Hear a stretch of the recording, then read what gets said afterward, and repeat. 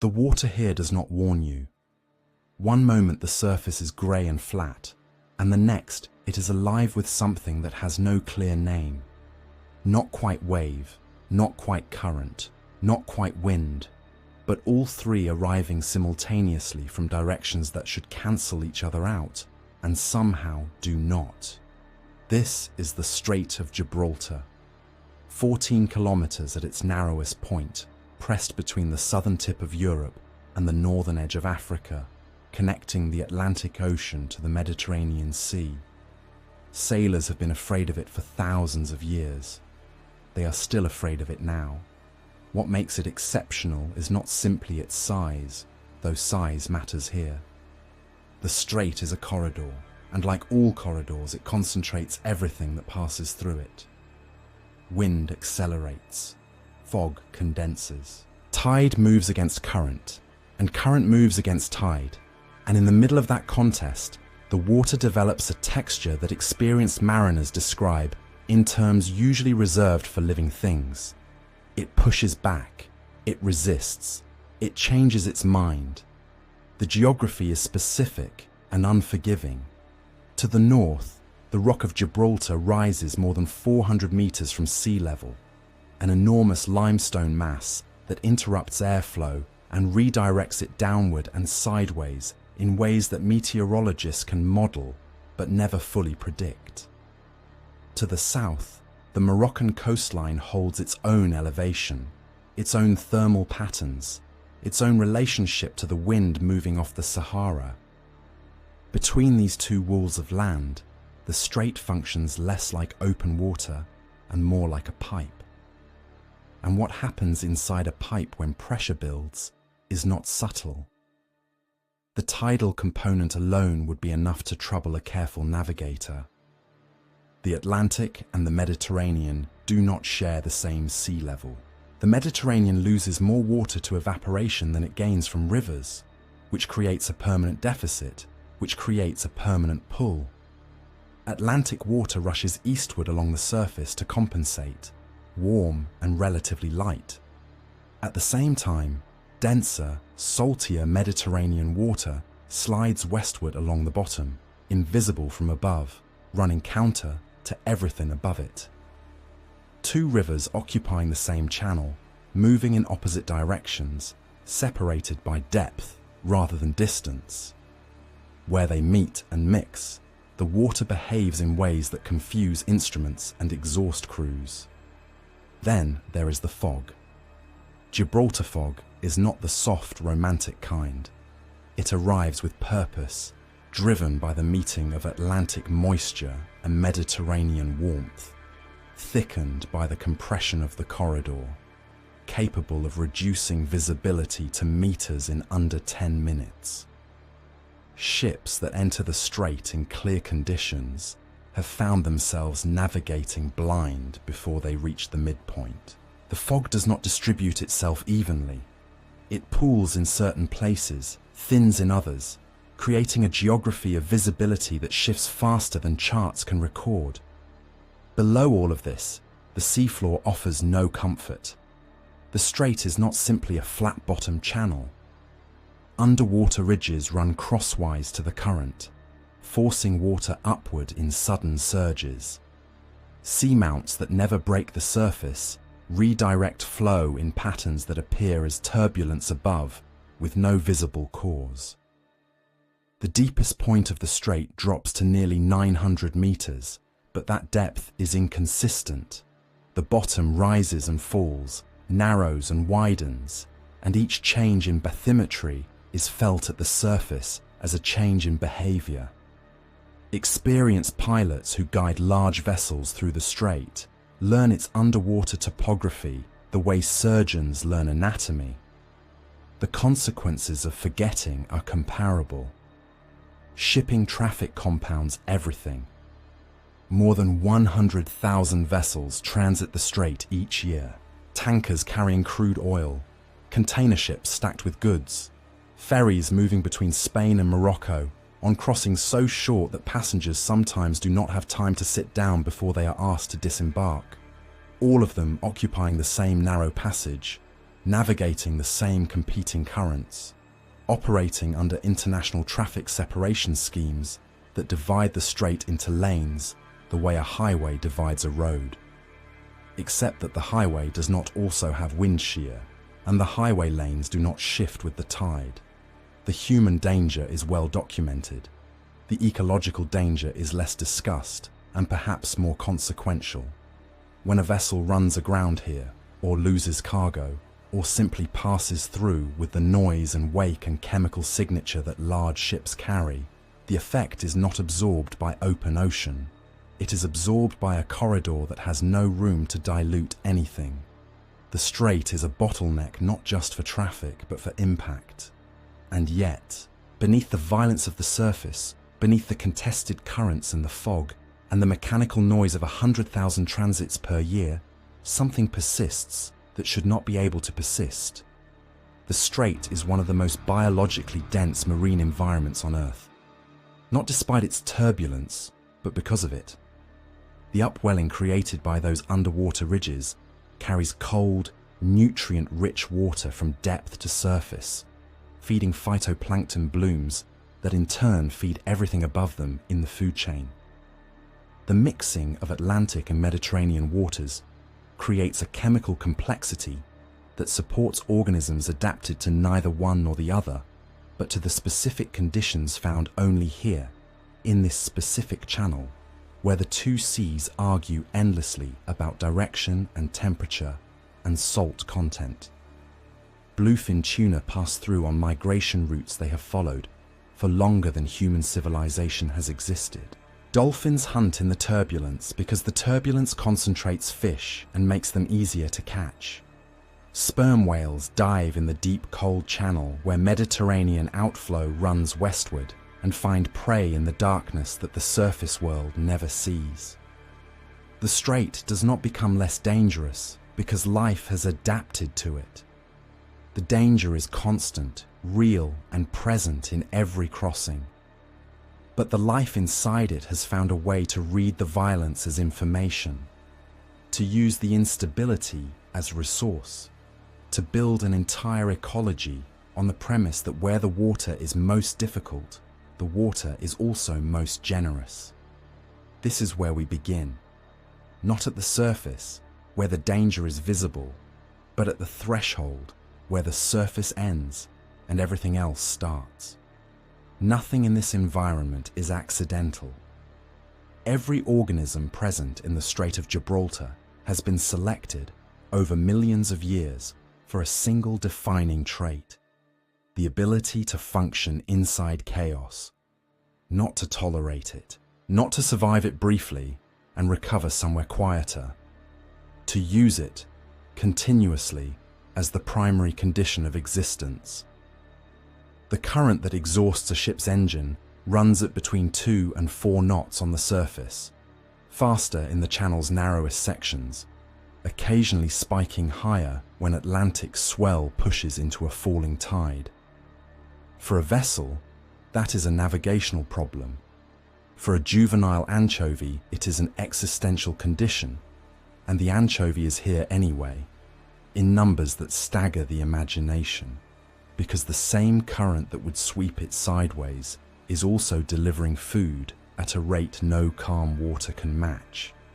It starts, as almost everything in the ocean starts, with light and chemistry. The upwelling events driven by the strait's underwater topography bring cold, nutrient-dense water from depths of several hundred meters up toward the surface in a matter of hours. When that water hits sunlight, phytoplankton bloom. Not gradually, explosively, in the way that a gas ignites when pressure and temperature reach the right threshold. These microscopic organisms, individually invisible, collectively capable of changing the color of the water from deep blue to green across kilometers, form the base of every food chain operating in the strait. Without the turbulence, there is no upwelling. Without the upwelling, the bloom fails. Without the bloom, the entire architecture of life above it collapses. The violence of the water is not a problem the biology works around. It is the engine the biology runs on. Zooplankton arrive to graze on the phytoplankton.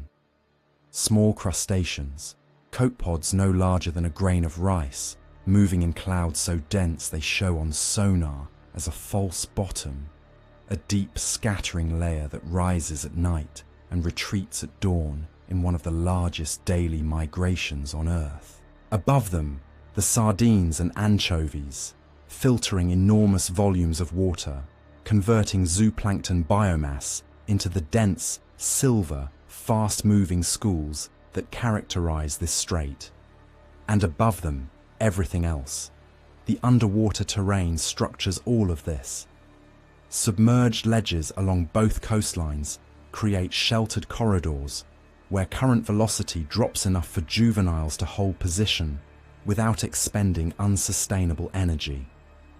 Seamounts that rise without breaking the surface act as deflectors, splitting the current and creating downstream eddies.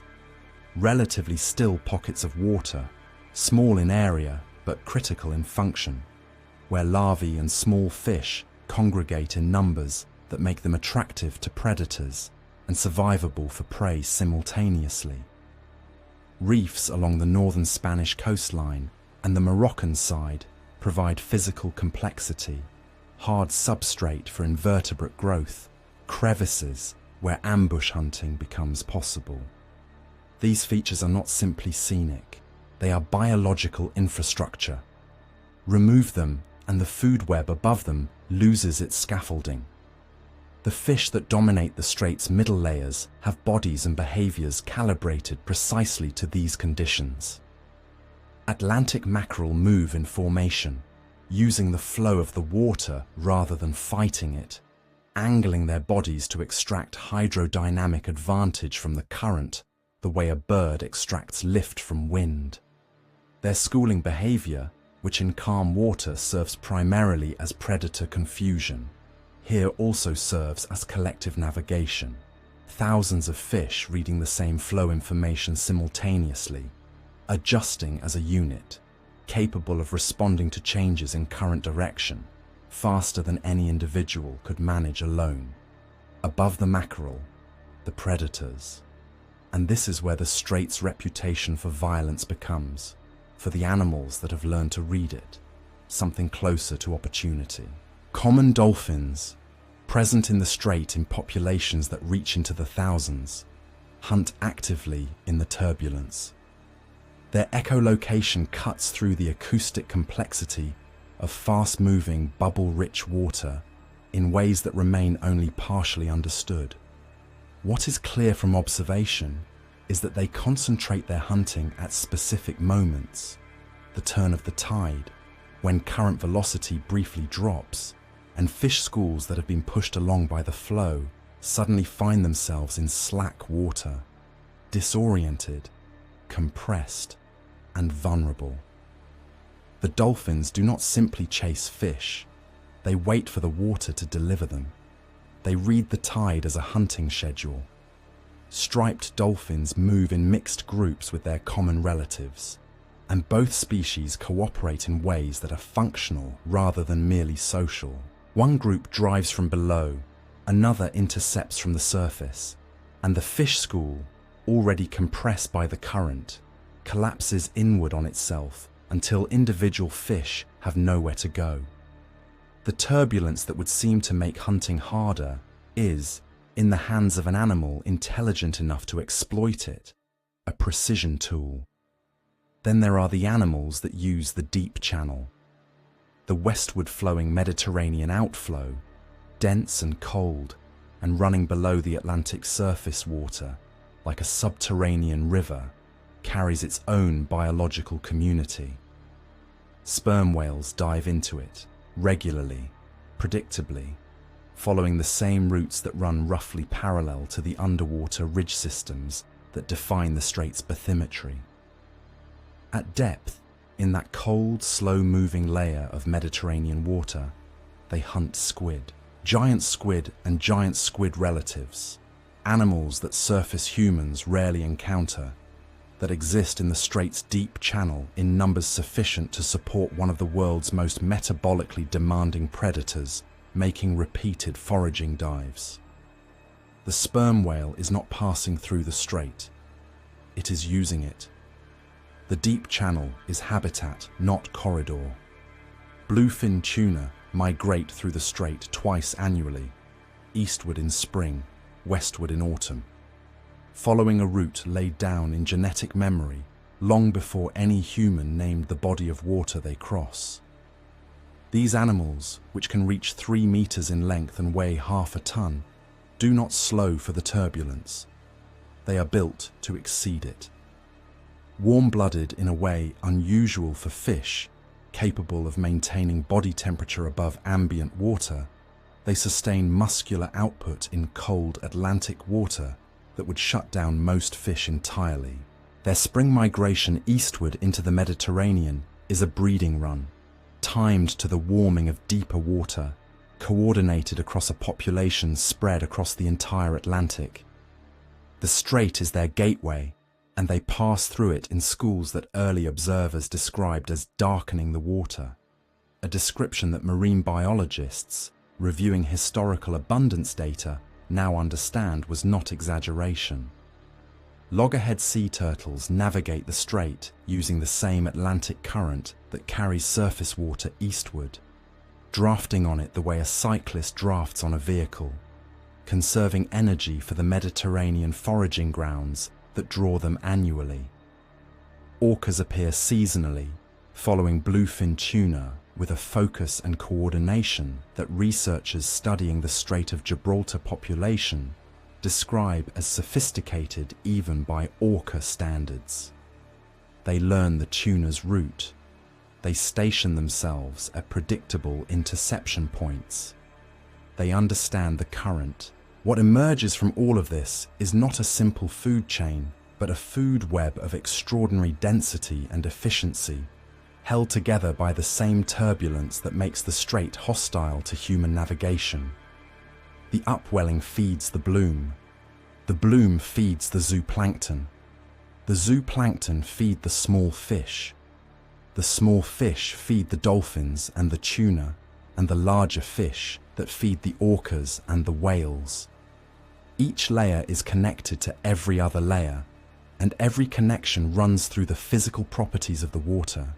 The current, the mixing, the nutrient pulse, the brief windows of calm that animals across the food web have learned to exploit with a precision that took millions of years to develop. The strait does not accommodate life. Life has bent itself around the strait, learned its rhythms, internalized its violence, and turned it into the most reliable food delivery system in this part of the Atlantic world. The animals learned this place over millions of years. Humans have been attempting to cross it, map it, and control it for roughly 3,000. The Strait of Gibraltar is one of the most transited waterways on Earth. More than 100,000 vessels pass through it annually. That figure works out to roughly 1 every 5 minutes, continuous, day and night, across every season and every sea state the Atlantic and Mediterranean can produce together. Container ships, bulk carriers, oil tankers, liquefied natural gas carriers, naval vessels, ferries, fishing boats, and the occasional sailboat whose crew has underestimated the current. All of them moving through a channel that narrows, at its tightest point, to 14 kilometers of navigable water between two coastlines that have no interest in making the passage easy. For the economies that depend on this route, the arithmetic is straightforward. Europe's southern ports connect to the Atlantic world through this gap. North African trade runs through it. The oil that heats buildings in northern Europe and fuels vehicles from Portugal to Poland moves through tankers whose hulls pass within a few kilometers of the Moroccan coast at the strait's narrowest point. Close this waterway for 1 week and the disruption would be measurable in percentage points of GDP across multiple continents. Close it for a month and the word disruption no longer applies. The strait is not a trade route, it is infrastructure, the kind of infrastructure that most people only notice when it fails. Local fishing communities on both sides of the strait have understood this water at a different scale for centuries. Moroccan fishermen out of Tarifa and Tangier read the current the way the dolphins read it, by attending to it daily until its behavior becomes legible. The same upwelling events that feed the phytoplankton blooms concentrate the sardines and anchovies that these communities have harvested for generations. Their knowledge of where the fish aggregate and when is granular in a way that no satellite survey fully captures. A fisherman who has worked these waters for 30 years knows which underwater ledge holds mackerel on an incoming tide. He knows this because the information passed to him from his father, who received it from his, and because he has spent decades refining it against direct observation. This is not folklore. It is data, accumulated at human scale over human time. The risks these waters impose on everyone who crosses them are not theoretical.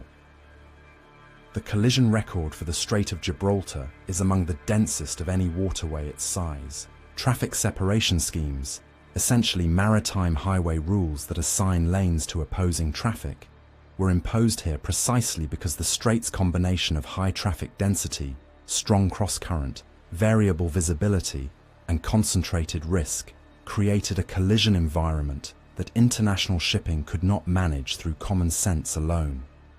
The westbound lane runs along the Moroccan coast. The eastbound lane runs closer to the Spanish side.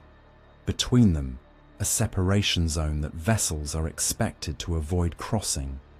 In theory, orderly.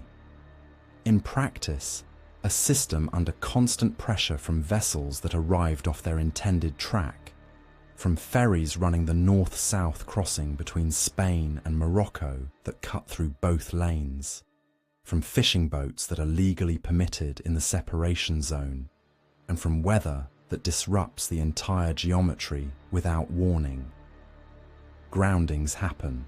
Rogue seas, waves formed when the Atlantic swell runs against a strong east-setting current and steepens into something disproportionate to the wind that produced it, have caught vessels whose crews were watching the instruments rather than the water.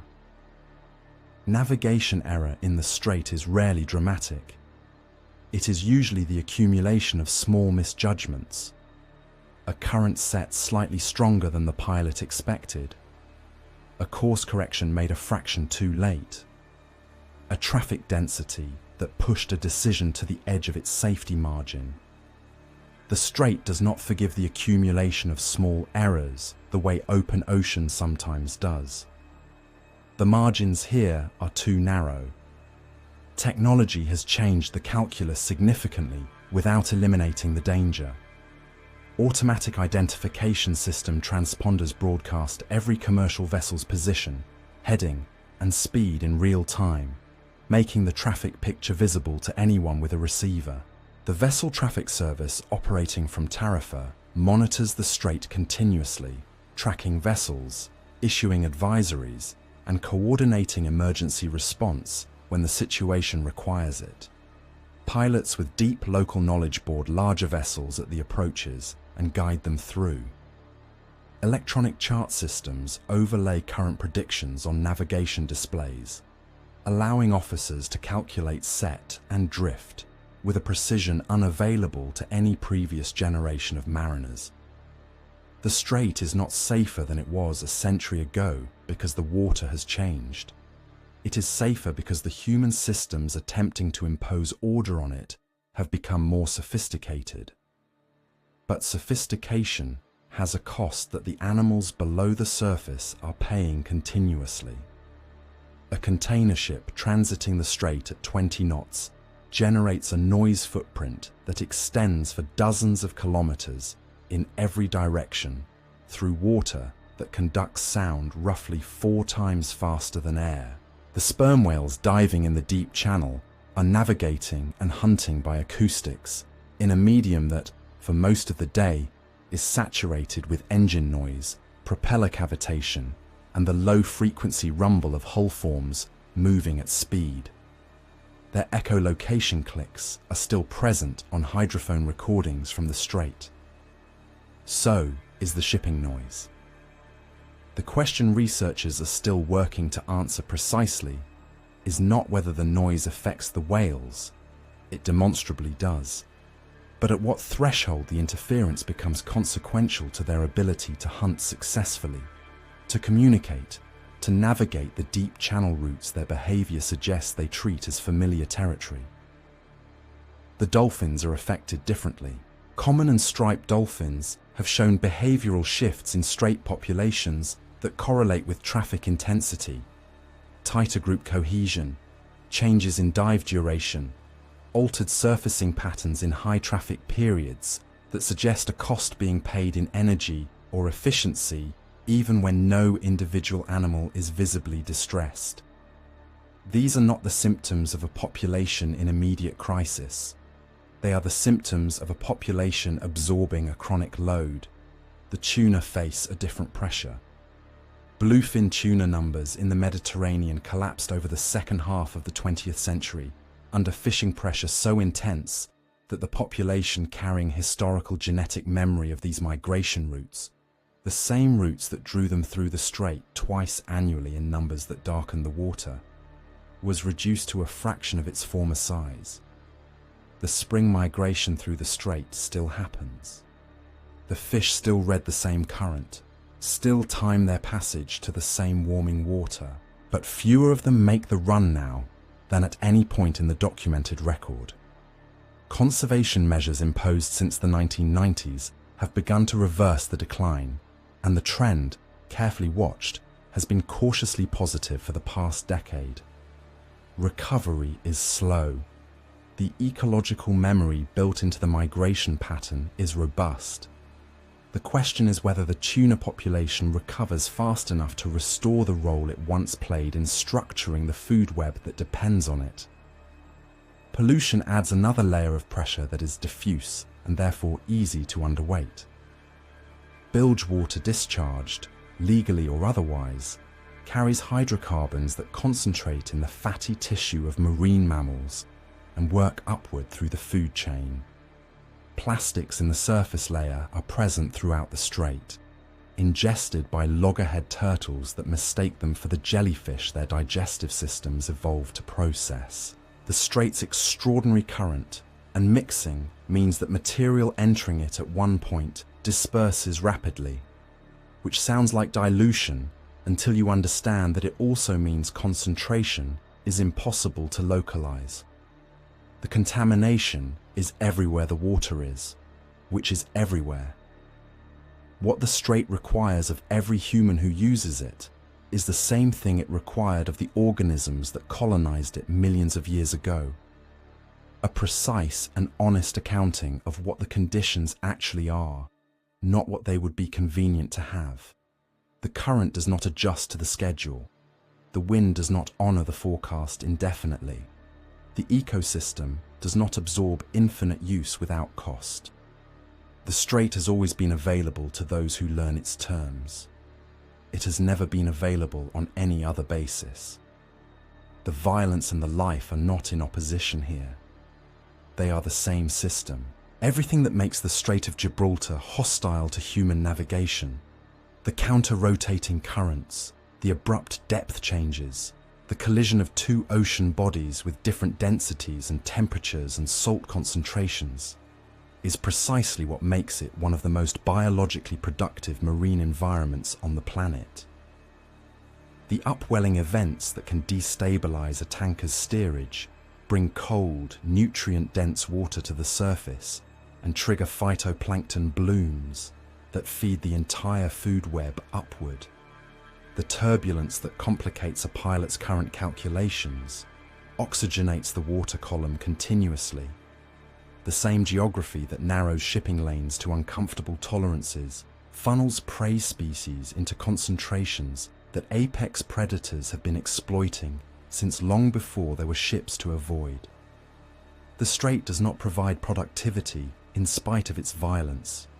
it provides productivity through it. This is what ecologists mean when they talk about ecological interdependence at a system level. Remove the geological structure that creates the current, the submerged sill, the east-west pressure gradient between Atlantic and Mediterranean, the narrowing of the channel itself, and you remove the mechanism that drives the nutrient cycling. Remove the nutrient cycling and the phytoplankton diminish. Remove the phytoplankton and the zooplankton decline. Remove the zooplankton and the sardines and anchovies that structure the middle of the food web have nothing to recruit into.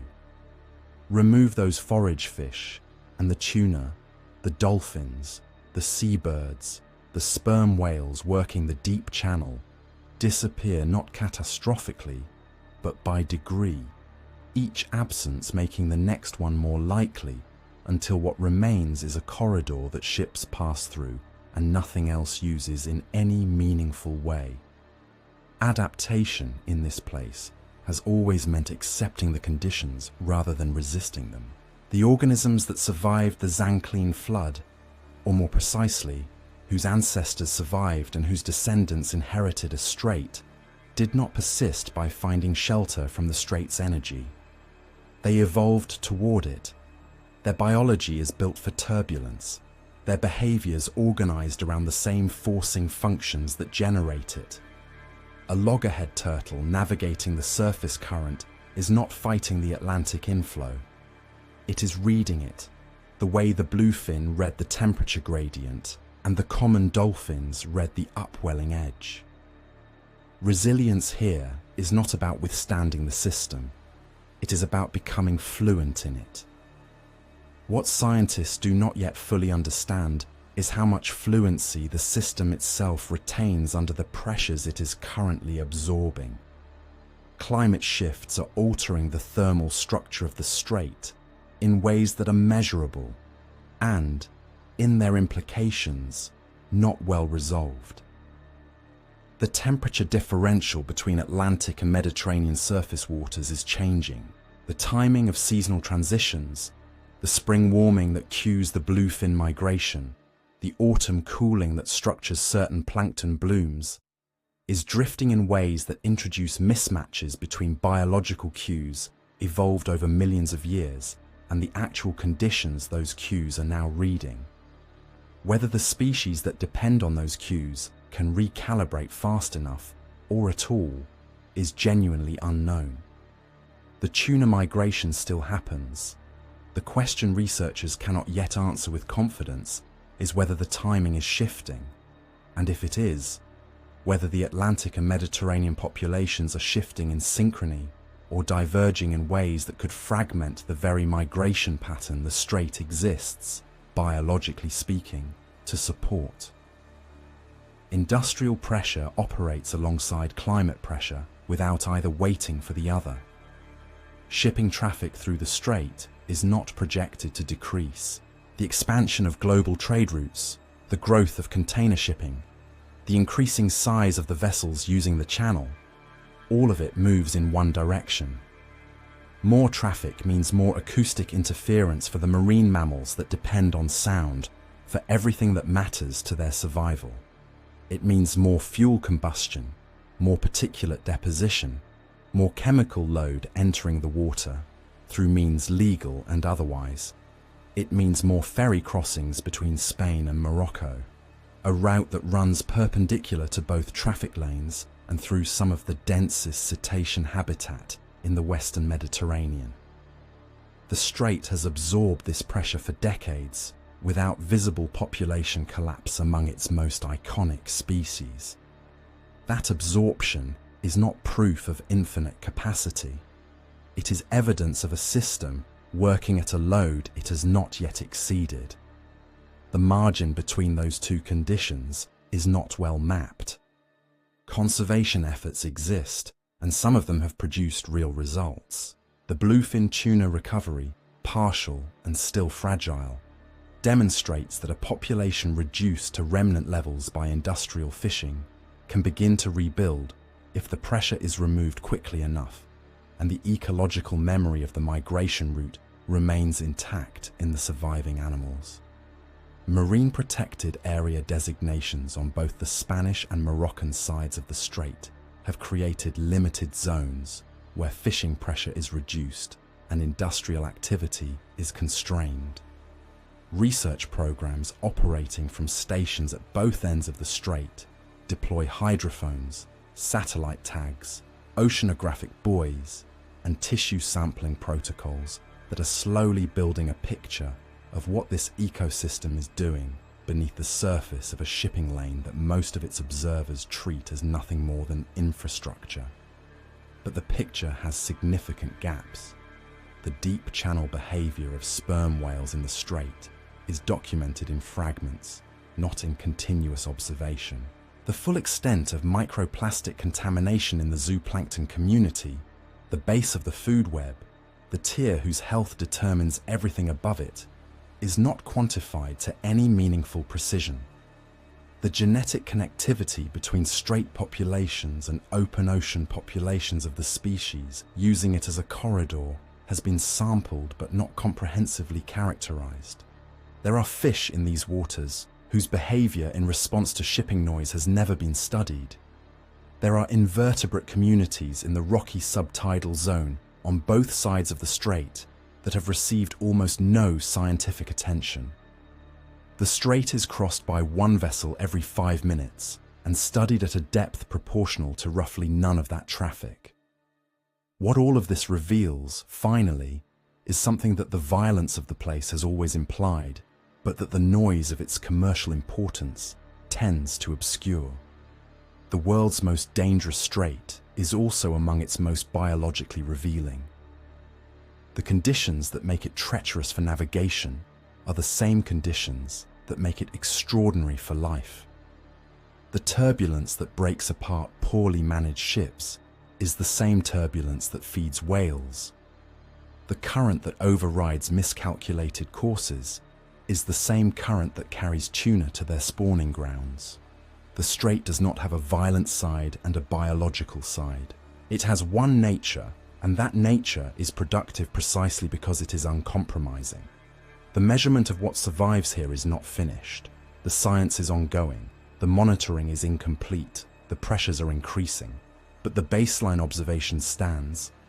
Life built for this place is still here, still using these waters on the terms they have always required, still demonstrating the depth of adaptation possible when organisms have had millions of years and a system demanding enough to shape them precisely. The strait did not become remarkable because humans started crossing it. It was remarkable long before they arrived, and what it holds beneath the surface is worth attending to with at least the same seriousness brought to everything above it.